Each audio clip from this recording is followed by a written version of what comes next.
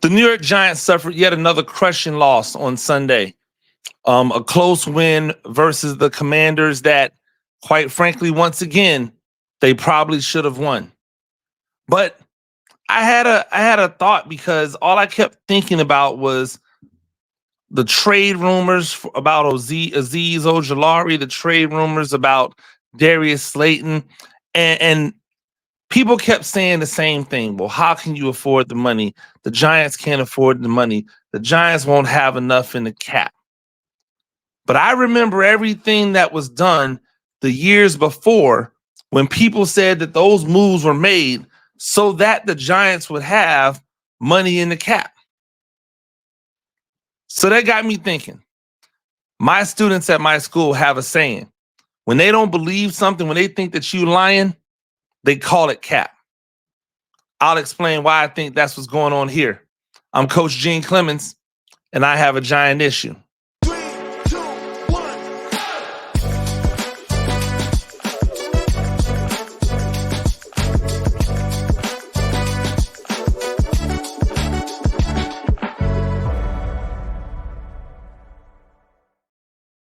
Ladies and gentlemen, welcome to another edition of A Giant Issue. I am Coach Gene Clemons, New York Giants on SI. That's where you can get all your New York Giants news and information and anything that's going on with the team. That's where you want to go ahead. Yeah, I mean, the Giants lost, but we've seen this story before, a game that they should have won, that they did not win. And there are a lot of reasons. Lack of execution, giving up untimely plays on defense, referees taking touchdowns off the board. We saw it all, right? We saw it all. But ultimately, it comes back down to the fact that this team has an ability to be competitive. If you look at the record of the Washington Commanders, there's not a person here that can't tell me that the New York Giants had every opportunity to have that same record. Well, then why don't they have that record? Well, that goes back to the head coach. That goes back to the GM and the moves that they've made in order to, quote unquote, improve the team or in order to set the team up to be better in the future. Now, I'm going to go into this telling you I've done no research as far as where the salary cap is going to be next year. I'm just going to say these things to you, and I'm going to let you do with it what you want. Because I've heard the arguments of trading Azeez Ojulari and getting something for him because there's this thought process that he's going to cost too much in free agency to re-sign. I've heard the same things about Darius Slayton, that you should trade him away and get some assets for him, hit the reset button. Well, let me tell you what you don't normally find in the places where you're going to get a draft pick for an Azeez Ojulari or a Darius Slayton. You don't normally find wide receivers who have, you don't normally find wide receiver twos who have wide receiver one upside in the 4th, 5th, and 6th rounds of the draft. You don't normally find edge rushers who have double-digit sack ability in the 4th, 5th, and 6th round of the draft, right? Because those guys go early. Those guys are gone within day 1 or day 2 of the draft. You don't normally find those talents in day 3. Do you find those talents in day 3? Yes, because Darius Slayton, right? But you don't normally find those talents. So to then allow those talents that are fully matured and understand the NFL game and have already gone through the growing pains and know how it works, to allow those guys to leave because you have a chance to hit the reset button and try all over again when quiet as it's kept, most of your day 3 picks have not been that good.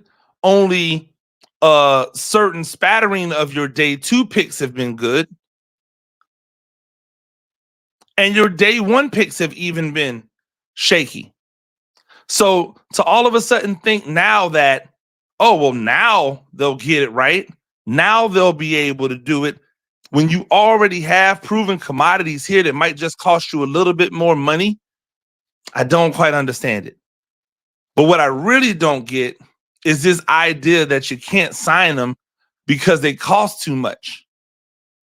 People are quoting me, not me, sorry. People are quoting the contract of Kayvon Thibodeau when you pick up a 5th-year option, and what Brian Burns' contract is going to be at that same time, and saying, well, you can't afford Azeez.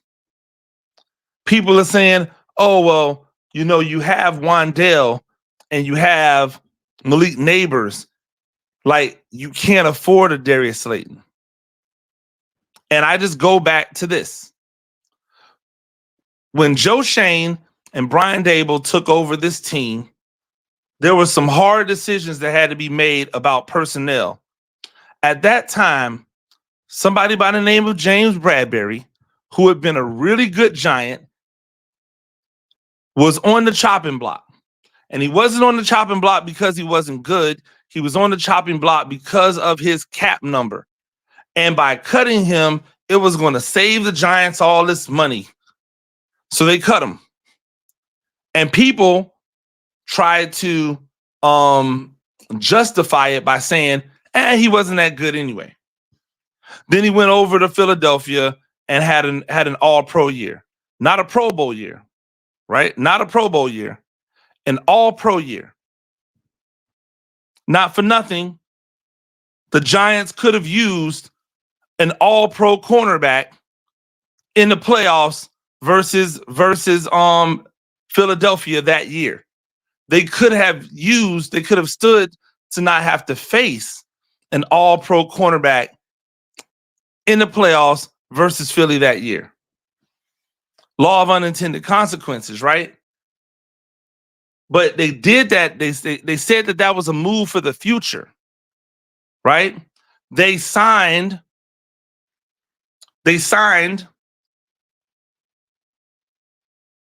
Dexter Lawrence and they signed Andrew Thomas early. They got early deals.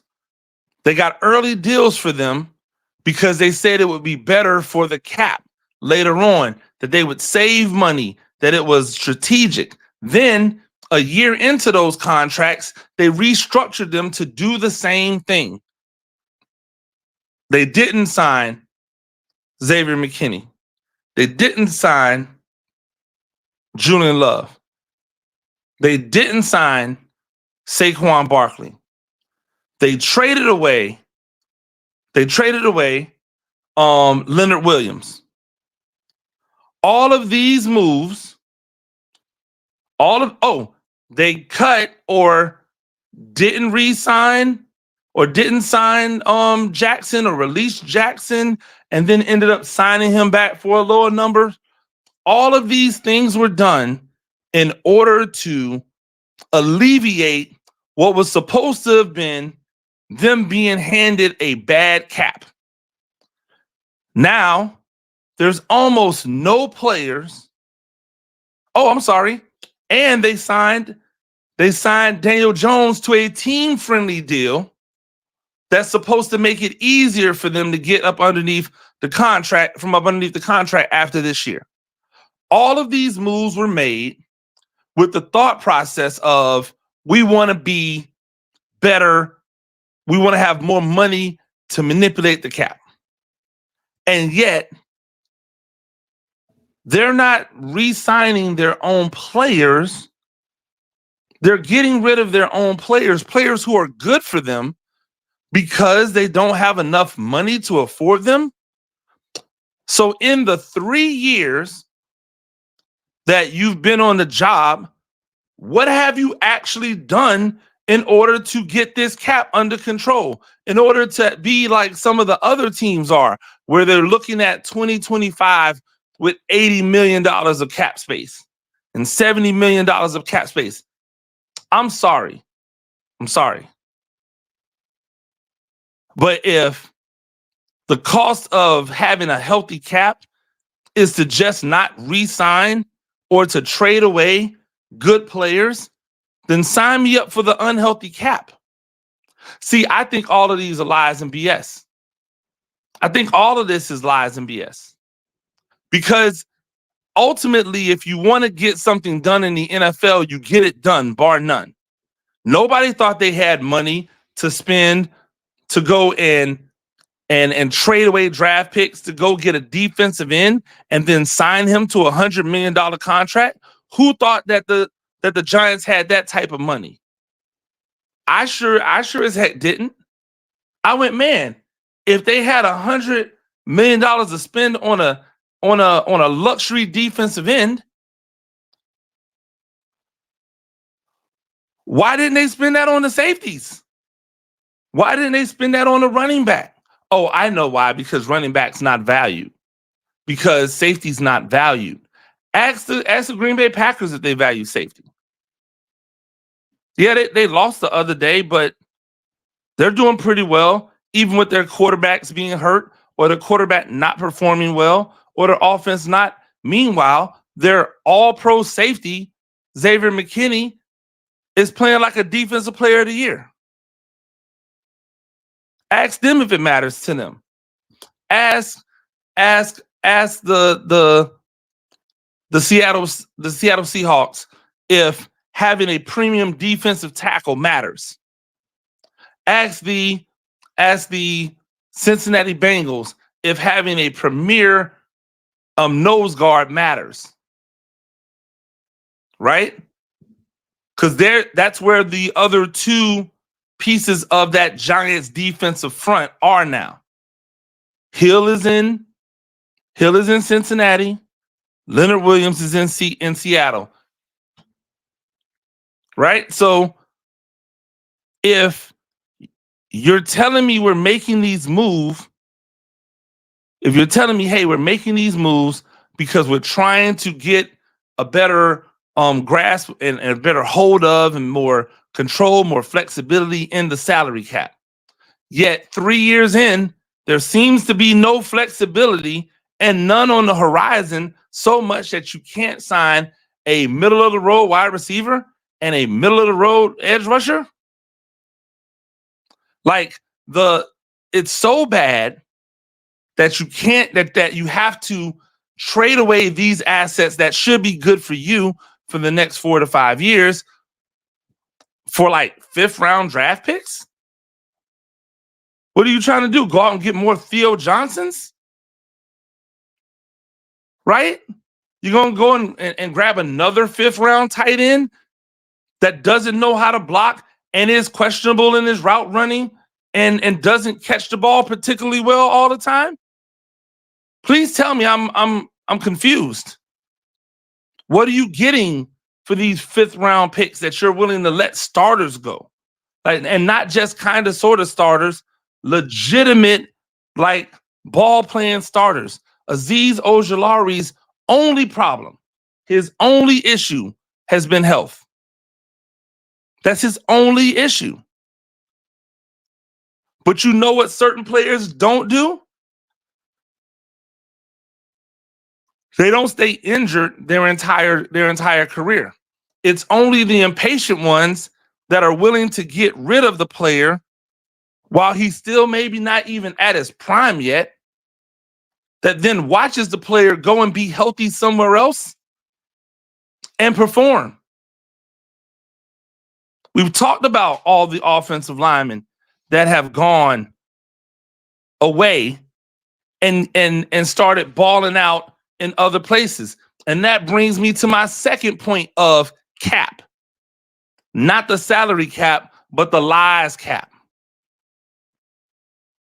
I'm watching as they talk about the left tackle position, as the left tackle for the Giants revives the career of Deonte Fowler, makes Deonte Fowler a household name again. Why?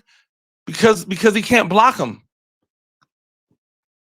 I watched simultaneously as the New York Giants, with all the money in the world invested in the defensive line, got no sacks from Brian Burns and no sacks from Dexter Lawrence and no sacks from Azeez Ojulari. But guess who was the only person that had pressures? Azeez had 2 pressures, not Brian Burns, not Dexter Lawrence. And yet, people will, with a straight face, tell me they should trade away Azeez, and that Kayvon Thibodeau isn't really worth like the draft pick that he was picked at. They'll try to tell me that with a straight face.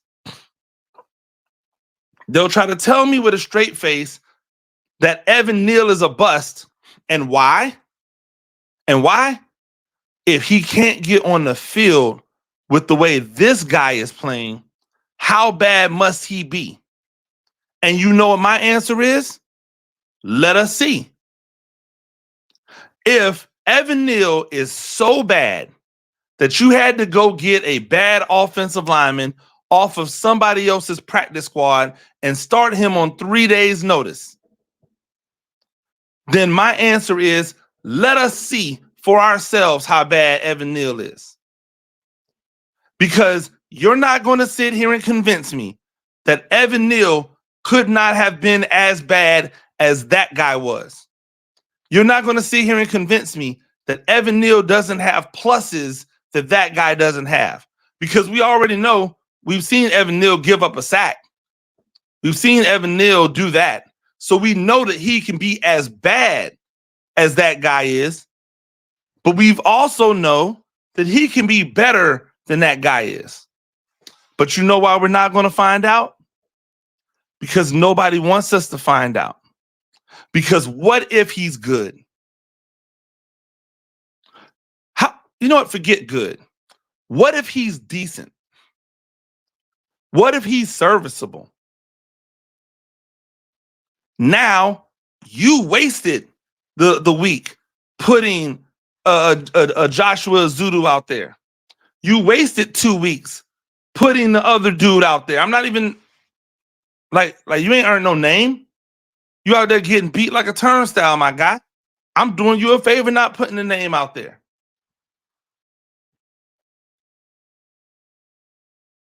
If you put him out there now and he performs well, you got egg on your face.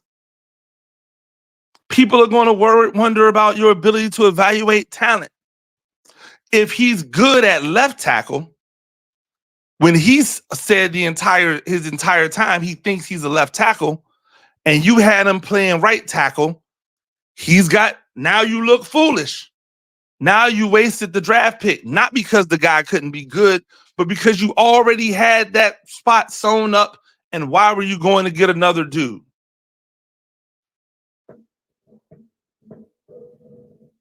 See, that's the part we never talk about, right? We want to say, hey, Tyrone Tracy, he's just as good as Saquon Barkley. Until we watch Saquon Barkley and you see what he did and you go, oh, that's not the same. It's not the same. You know what it reminds me of? It reminds me of the Cat Williams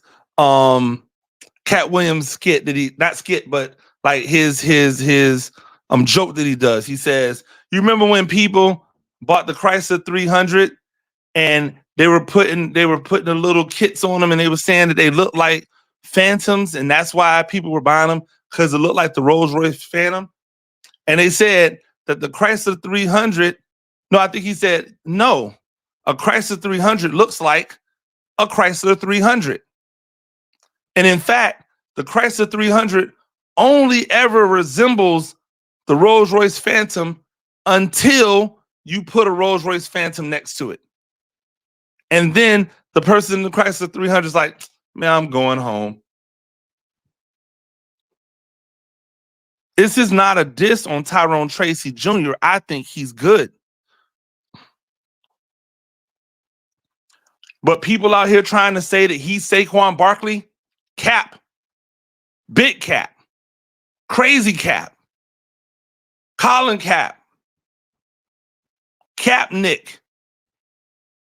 Cappuccino.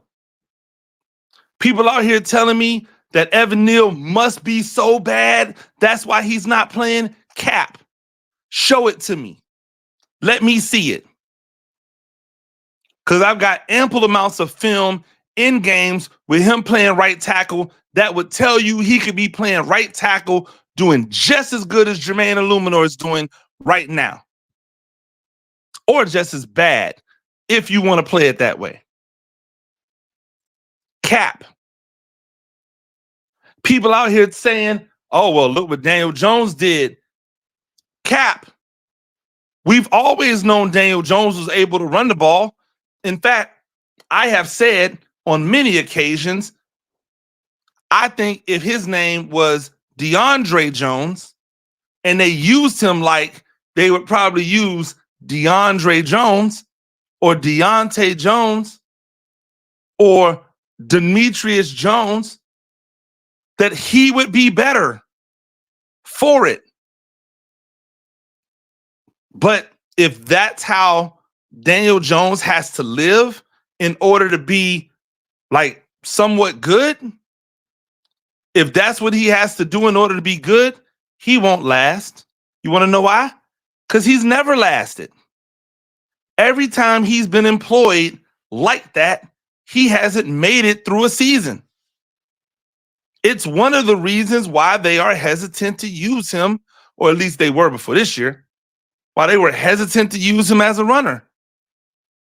Because, like, he doesn't know how to not get hit. He welcomes, he invites physicality to his detriment. I had a young quarterback for me and my high school team. I told him self-preservation is always the way. I told him you don't have to be tough. You don't have to prove you're tough. What you have to do is stay upright. What you have to do is stay safe. Because if you go down, the entire offense goes down. Then we run a play, and he commences to try to be tough. And he gets hit. Ducks his head, knee in the head. That's what happens. That's football. I had another quarterback decide he wanted to be tough, ran for the sidelines, ran up the sidelines, saw a defensive back there, had the opportunity to just run out of bounds, said, no, I'm going to drop my shoulder and lower the boom. And he did. He's out for the season. Like, when we look at what these people do and we look at what they say, it does not match. It does not match. If Deonte Banks is so bad,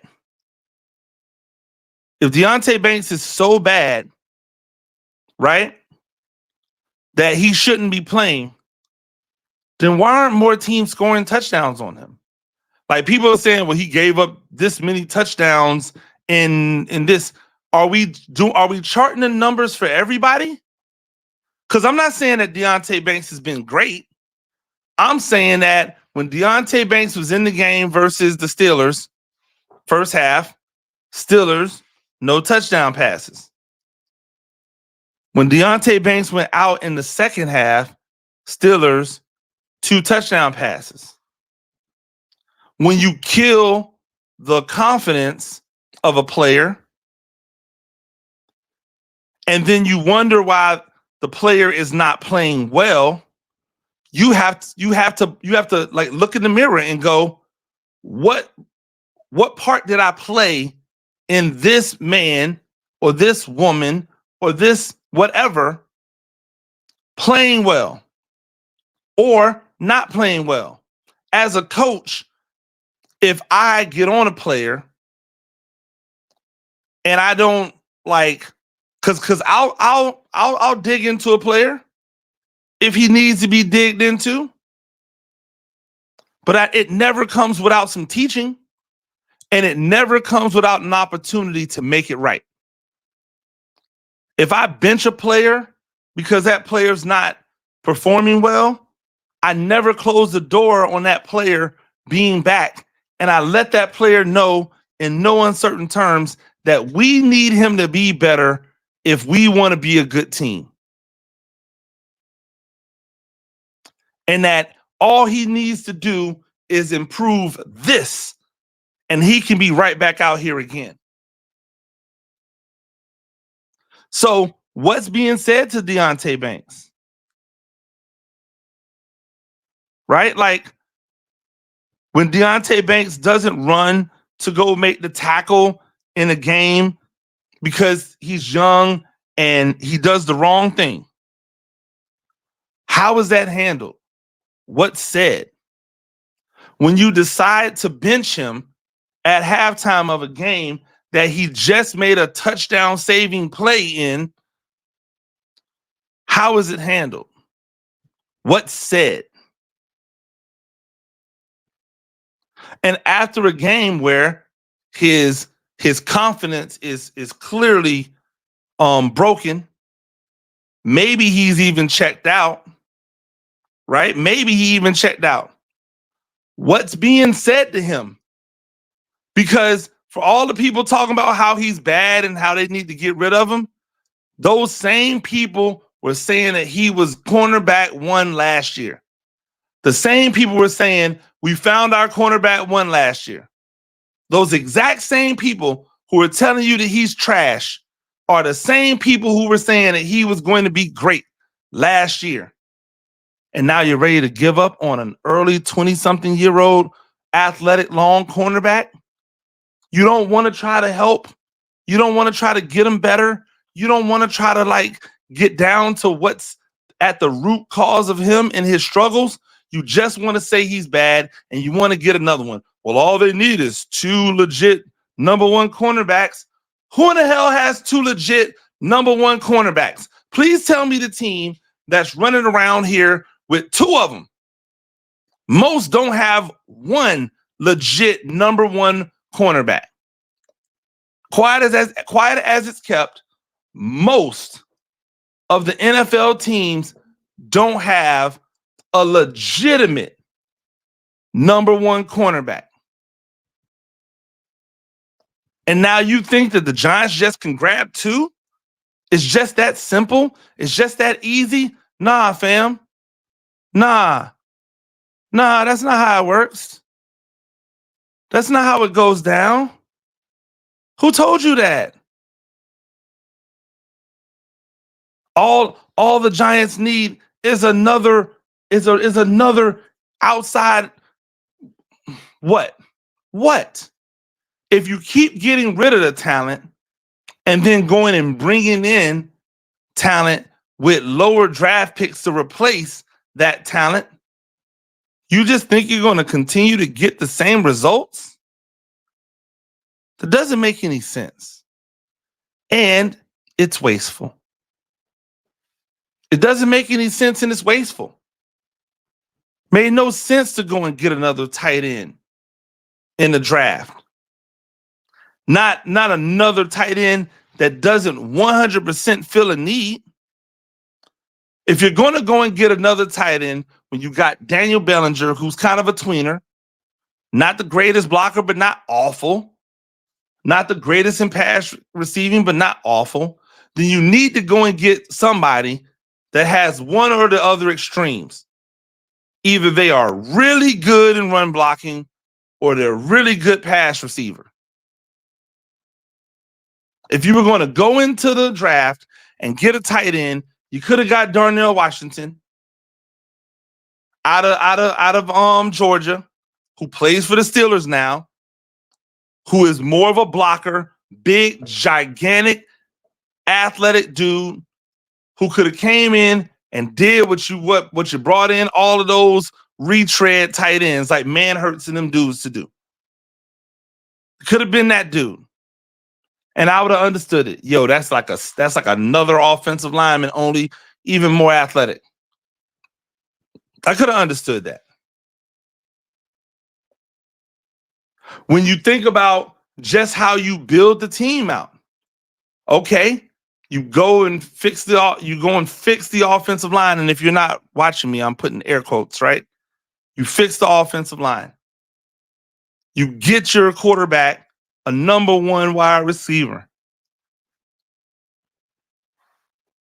You get your quarterback a number one wide receiver, yet you don't actually have any faith in the quarterback.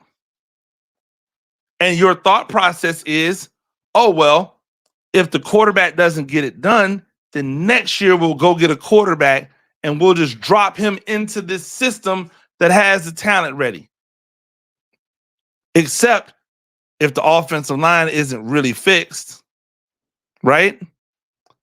If the offensive line isn't really fixed, if your wide receiving core needs more than just for your quarterback to target his number one wide receiver 15 times, only for him to catch 9 of them and all be catch and get hit, catch and get hit, catch and get hit, you got problems. And I'm still wondering, where's the cap space? Somebody's going to have to explain it to me. I'm sure you guys will get busy in the comments and tell me, like, where's the cap space? When is it coming? Because right now, I don't see it on the horizon. Ladies and gentlemen, that's all the time I have today. New York Giants on SI. That is where you get all your New York Giants news and information. Make sure you go there, get it done, holla at them. You know what time it is. Also, if you haven't already, hit the subscribe button. Join us on this journey. I appreciate everybody that tunes in to A Giant Issue, everybody that tunes in to Big Blue Breakdown with Paul Dottino, everybody that watches every little thing that we do on this here network. We appreciate it. Until next time, I'm Coach Gene Clemons, and I have a giant issue.